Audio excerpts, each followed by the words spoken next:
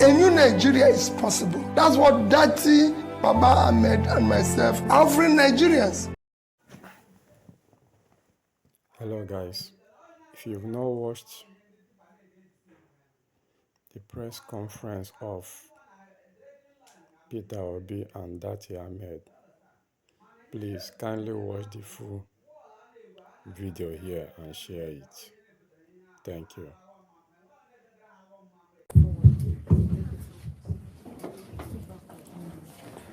Good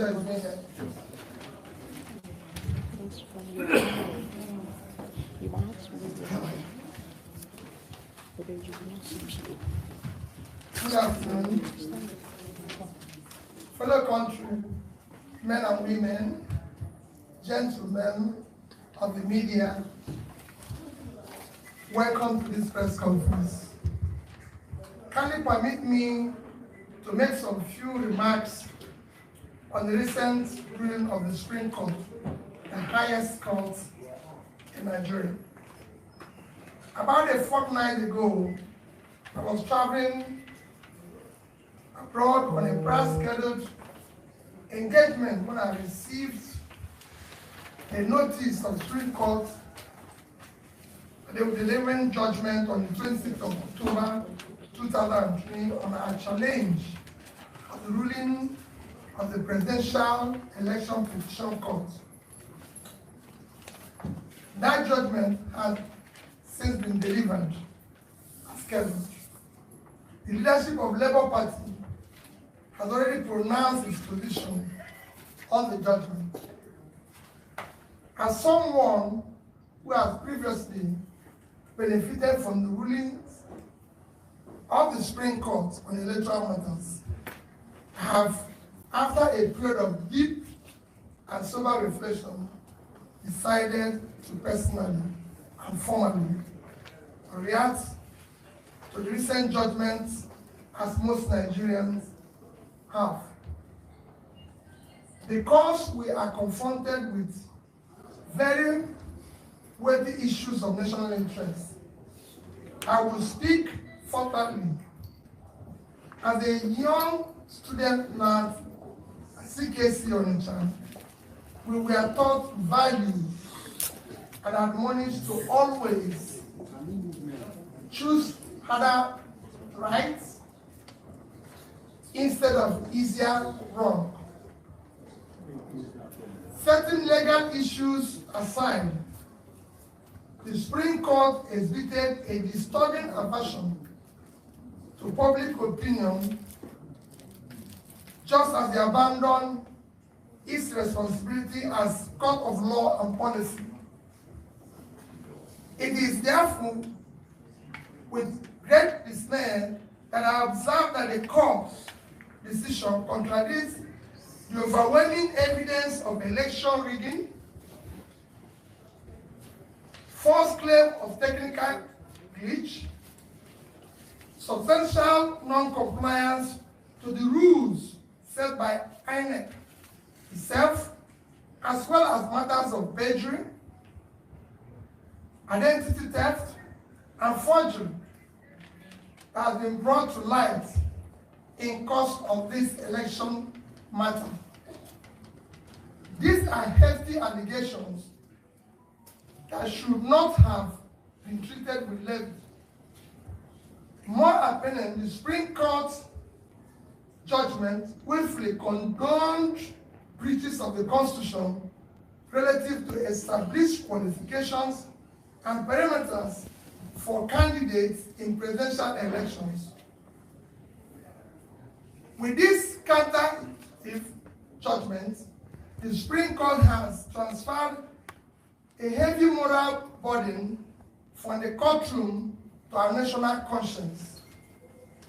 Our young democracy is ultimately the main victim and casualty of the courtroom drama. Without equivocation, this judgment amounts to a breach of confidence Nigerians have in our judiciary. To that extent, it is a show of unreasonable force against the very Nigerian people from whom the power of the Constitution drives. The Supreme Court's ruling may represent the state of the law in 2023, but not present demand for substantive justice. The judgment meets principles and precepts. Indeed, the rationale and premise of the Supreme Court judgment have been clearly brought to light by deep, revealing, and troubling valedictory remarks of Honorable Justice Musa Datijo Mohammed, JSC, on Friday, 27th, 2023. In disagreeing very strongly with the ruling of both the Presidential Petition Court and the Supreme Court on the outcome on the 25th February presidential election, as declared by the Independent Electoral Commission, as Democrats who believe in the rule of law, we recognize that the Supreme Court is the end stage of our quest for legal closure on this matter. As a party and candidate, Dati and I have now exhausted all legal and constitutional remedies available to us. However, this end is only another beginning of our quest for vindication of hope of the common man for a better Nigeria. After all, sovereignty belongs to the people, even for historical purposes. It belongs us to place our disagreement with and deep reservation about this judgment on public record. We have long been aware of how weak the national institutions have negatively affected our democracy. This year, 2023, has been quite remarkable and revealing. INEC displayed incompetence in the conduct of its statutory duties. The judiciary has largely acted in defiance of the constitutional tenets, precedents, and established ground rules. Political expediency has preceded judicial responsibility. A mechanical application of technicalities has preceded pursuit of justice and fairness. Both INEC and Supreme Court, as referees, respectively, shifted the goalposts in the middle of the game. Where the value and import of INEC and recent Supreme Court ruling ends is where our commitment to a new Nigeria begins. Our mission has been more about anchoring a new Nigeria, and it remains unchanged. It is a nation where things will work, where the country will be led from its present waste and consumption orientation to a production-driven economy. Our commitment is to a nation anchored on principles of prudent management of resources, to quickly pull millions out of multidimensional poverty, ensuring transparency and accountability in equitable distribution of opportunities, resources, privileges. In the new Nigeria, we aim to address all unmet needs by showing compassion for all those left behind by the present system. Going forward, we in Labour Party and the Obedient Movement are now effectively in opposition. We are glad that the nation has heard us loud and clear. We shall not expand the confines of our message of hope to the rest of the country. We will meet the people in their places where they feel pain and answer the needs for hope. At marketplaces, motor parks, town halls, boardrooms, university and college campuses. We will carry and deliver the message of a new Nigeria. As stakeholders and elected Labour Party officials, we will remain loyal to our manifesto. We will continue to canvass good governance and focus on issues that promote national interest and unity and cohesion. We will continue to give primacy to our constitution, rule of law, and the protection of other liberties. We will offer checks and balances and will vote robustly in forthcoming elections to elect those who share our vision of a new Nigeria. Given the present national circumstances, there is compelling need for a strong political opposition. We shall therefore remain in opposition, especially because of the policies and governance modalities that we in Labour Party campaign for, especially the issue of reducing cost of governance, moving the country from waste and consumption to production, reducing inflation, ending insecurity, promoting the rule of law, guaranteeing the responsibility to protect and stabilize our national currency, are clearly not the priorities of the present administration, nor is it interested in achieving sustainable development goals. It has one thing that has gladdened my heart in course of the struggle in the past 18 months. It is the passionate desire of our people, especially young Nigerians from across ethnic and divides, to construct a new and restructured Nigeria that will work for all Nigerians. The goal remains the light and abiding inspiration. Finally, I thank all Nigerians who believed in what is now only a revolution postponed. We deeply appreciate the unalloyed, non-partisan moral support millions of youths and ordinary Nigerians across ethnic, religious, geopolitical divides have continued to give Dati and I. We extend our heartfelt gratitude to Nigerians who have supported this mission from the onset. We salute the leadership and members of the Labour Party, the Obedient Movement, the Obedient Presidential Campaign, Nigerians in diaspora, support groups, and all people of goodwill who work diligently and hoped for realization of the beginning of new Nigeria in this election cycle. Nigerians who supported our cause have done so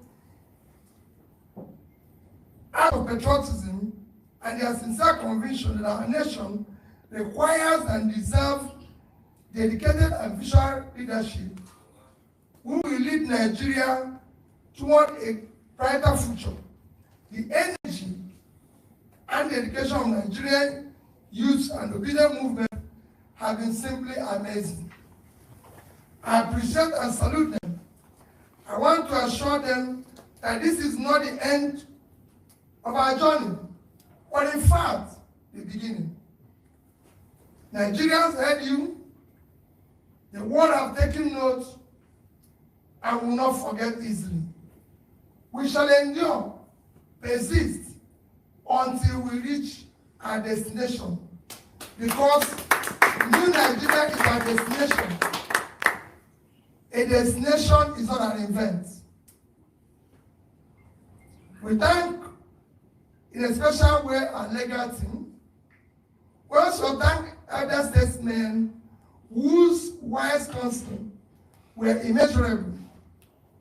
To them, we wish to state unequivocally that this judicial outcome, an obvious misinterpretation of substantial justice, has by no means foreclosed realization of a new Nigeria that is possible.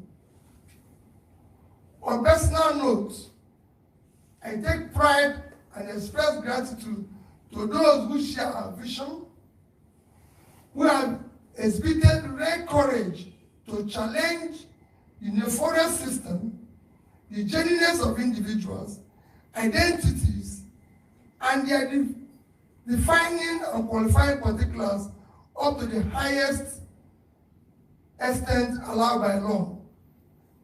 Nigeria holds out hope of infinite possibilities leading to a desirable greatness. I remain consistent in my belief of a possibility of a new Nigeria built on character, competence, capacity, compassion, integrity, respect for the rule of law based on justice and fairness. God bless you all. God bless the Federal Republic of Nigeria. Thank you. Thank you, Your Excellency. Please, another round of applause for His Excellency. Thank you. The Excellency will entertain questions. Nobody? 5 possibly? Okay. Daily Trust. My name is Sheffield Suleiman from Trust Unit. Your Excellency, you did mention just now that your party, you and your party are committed to providing the necessary checks and ensuring that the right thing is done, despite the Supreme Court judgment. I am concerned about the recent passage, if you like, of a supplementary appropriation bill of over 2 trillion. Before then, there was also spendings that were okayed by the National Assembly to buy SUVs for lawmakers, for the lower and the upper chambers. The vehicle was 160 million for senators, for instance, and 135 million for House of Rep members.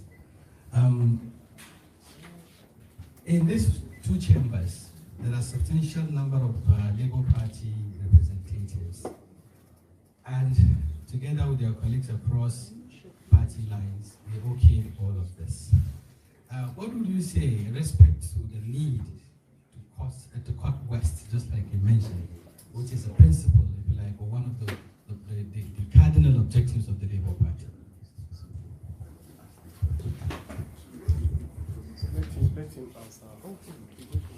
Well, thank you very much. Let me first elucidate a bit. Supplementary budget is a budget that is meant for very important national welfare needs of the people that is not captured originally in budget or does not have adequate funding. I'll give you an example.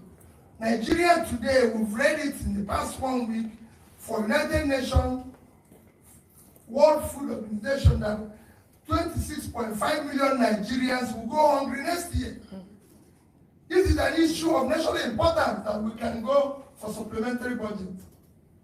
But we have a supplementary budget where we are mentioning issues of yachts, SUVs for First Lady's office, shows to the extent that this government is totally uncaring and we're in deep problem.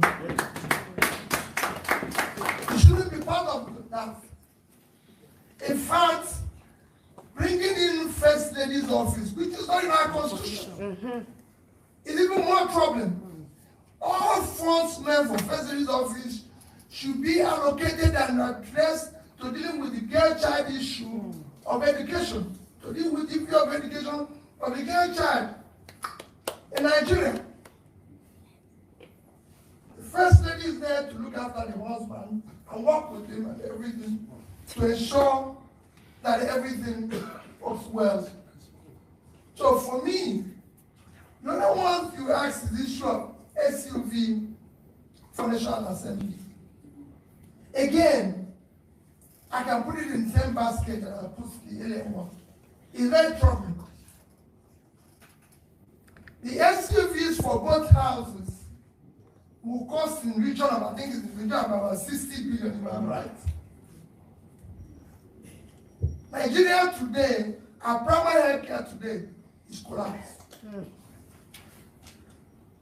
Which consequently, Nigeria now have higher infant mortality than India, a country that is 7 times our population. For you now to use funds that is higher than the fund allocated to primary health care to buy a car for 400 people is just height of insensitivity. And we have a way we can buy a more competitive vehicle and everything for them, even from locally made, and most of them, even in the Senate, are people who already have cars. We don't really need to buy vehicles to them because some of them are my colleagues, ex-governors and everything. Do they need new cars again? It is time we must shake and show responsibility to what is happening. People like that are already scamping for food from waste bin. And we're doing this.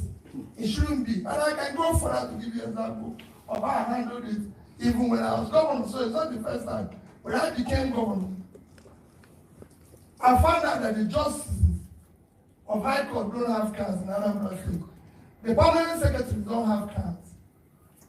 And when I became governor, they ordered for me 2 bulletproof vehicles. And I said no. Collect the money back, pay it to PAN, and say supply us 60 406 cars. 18 to the justices, 18 to PANSEC, few to the commissioners that are appointed. The rest became my deputy governor and myself. Throughout my first term, everybody in Anambra said that I used 406.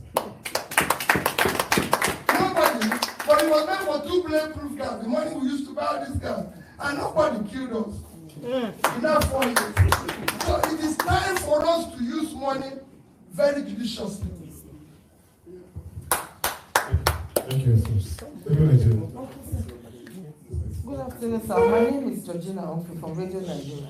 Now that the Apex Court have passed the final judgment, how do we build a nation to avert these court cases in subsequent elections? Well, as you can see, everybody has done now that all institutions are broken down. Like it's been now shown, it is now for all of us to work hard together to ensure that we save the country. Those who are in office should do the right things. Those who are in opposition should ensure that the right things are done. And we'll do so on our own part aggressively.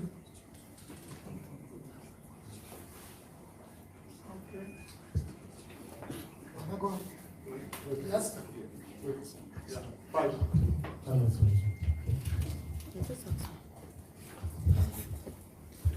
Your Excellency, my name is Friday. I work for Channels TV.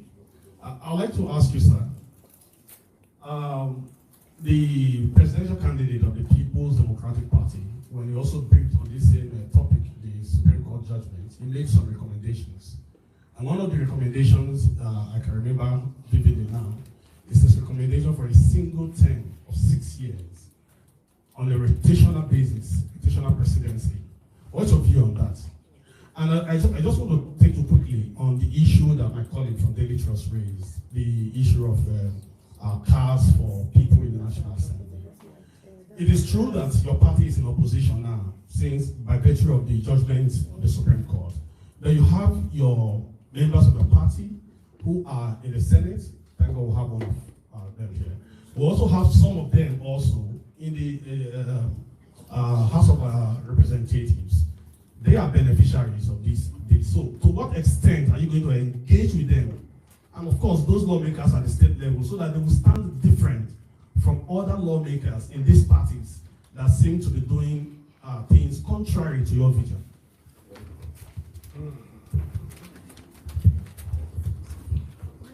Let me start with the issue of Labour Party members in the House. I've actually discussed this issue with them. Surprisingly, I can tell you, I heard that these vehicles are official cars. And I don't know, they have to use it. It's meant for official vehicle. So it's not as if it's their vehicle, that it's meant for official cars and everything. Because you can pay for it and say, listen, if it's your car, you return it or do something. But they said it's official cars. And that everybody is meant to do it. You are meant to use it while you're in the Senate. But you know how things work here. It's not going to be like that.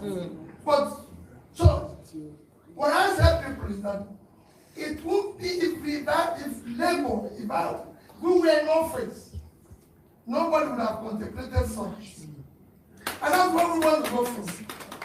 Because it is not enough to do the wrong thing and then start correcting it, but it shouldn't even be. Just like people are saying, oh, maybe the issue of young have withdrawn, or this one, it shouldn't even be mentioned in the first place, because it touches the sensitivities of people to do that. On the issue of the single term, we campaigned vigorously on the issue of restructure and reform. So that is clear. And that would have included so many amendments to make this constitution be a workable and functional constitution that will be productive for Nigeria. Including in that would have been issue of single tenure. I thank Vice President Atiku Abubakar for his position and his commitment to ensure that things work better going forward in Nigeria. But I disagree slightly. I will go for 5-year tenure, which will go for 30 years rotational, for 5-year tenure. And I'll still campaign for one thing. If we cannot go back to the issue of parliamentary democracy, we must have a policy system that will allow our leaders elected, whether prime minister or president, to be able to be part of the legislation, especially to answer questions, maybe presidential question time or prime minister question time, instead of hiring surrogates and people who are not elected, who have nothing to be stories. We want to hear from the people we elected now. And that is critical. It's very important. We cannot continue with this way where we are now, where people have outsourced leadership.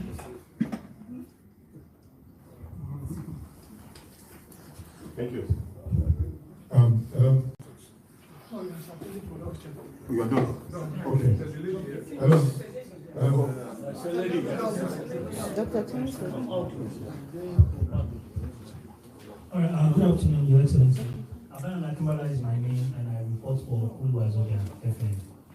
Prior to the general election, there were calls for you and the presidential candidate of the People's Democratic Party to come together and unite to fight the APC government.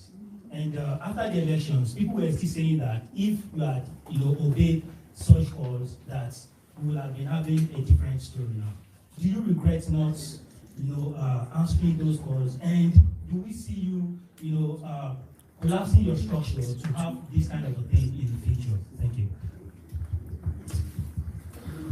Thank you. Thank you. We don't regret anything we did.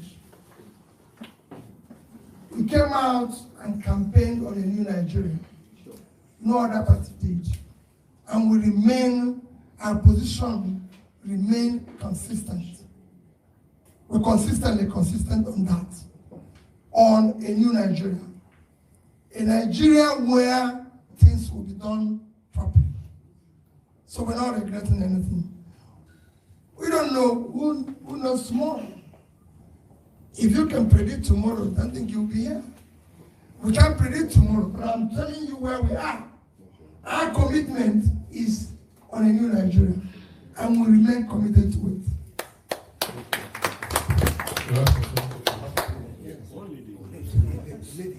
Excellency, my name is Ben Bemudia, East Nigeria. You make an assertion to be a strong opposition to this ruling government. They say charity begins at home. First and foremost, I know that there's crisis in Labour Party. Even the chairman states there's crisis in Edo. From what we have read so far and what we have seen so far, how do we intend to reconciliate everybody across the country so that you can have a viable opposition? Okay.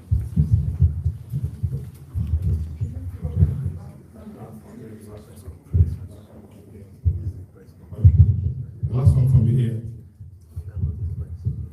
My addition is that since you have exhausted all the legal means to reclaim the mandate, many of your supporters, the young Nigerians, they are tired, thinking that is it going to remain like this with the way the Supreme Court, the Court of Appeal, Tribunal has settled this situation. So many of them are drawing back. What advice will you give to them to reclaim that hope of a new Nigeria? Thank you.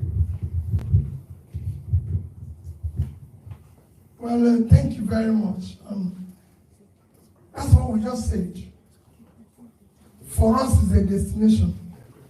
We're committed to where we're going, and nothing will stop that. That is our commitment. And the question before that, where is the man who asked the question before that? On issue of our party. The leadership of our party is not in question. Like it is in every system, especially these are the troubling things that is happening in Nigeria, where people are trying to bring in divisions in other people's houses. The Supreme Court has said those who are leadership of our party, and it's not based on judgment that is purchased or manipulated. It is based on the rule of law. That is this. This is what it is. And that will follow, and God will respect. And I assure you that in coming months, we'll make the party stronger. We'll build it. Those young people he's mentioned that are virtually tired and we'll re-energize them. We'll make sure that they walk down the road. We'll make sure that we carry them along to our destination. We are committed to it. Labour Party, the obedient movement, everybody will come out of this stronger, better, more committed to a new Nigeria.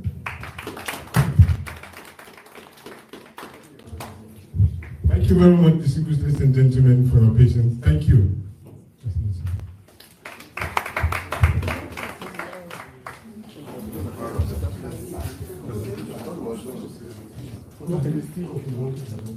Okay, Your Excellency has graciously extended the question.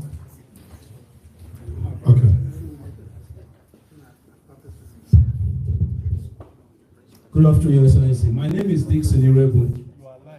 I anchor Nigeria right now on AIT. Sir, with the call for the opposition parties to form some form of alliance, is there a window or a door open for such to happen between you and possibly the other opposition parties, like PDP and the rest of them? Because right now, some of the excuses why these shenanigans succeeded is that the opposition parties are fragmented. So is there anything that you have available in that direction, sir?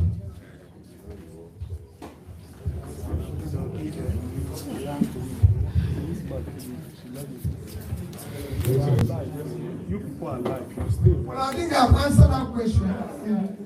The future is dynamic. Our question now is to ensure that we do the right things, that we ensure that Nigerians know our commitment, especially making sure that our resources are efficiently managed for the benefit of Nigerians. Things are getting worse here. People are suffering. Look at the level of people they said now are going into temporary depression and everything. That's our commitment for now. We want to start talking about the issues that will put people out of poverty. We want to deal with the issue of hunger, issue of productivity and everything. As we go along, we'll know. Let me, again, as we end, most sincerely thank all of you who are here. I saw a lot of our wonderful and patriotic senators who are here all over the place. Labour senators, House President members, and everything, members of family, especially the journalists that are gathered here. Thank you. You are all part of this new movement. Yes. To build a new Nigeria. Because about your children, about society your children will live in, we must build it. Thank you and God bless you. Thank you, Excellency. Thank you very much, ladies and gentlemen. Thank you.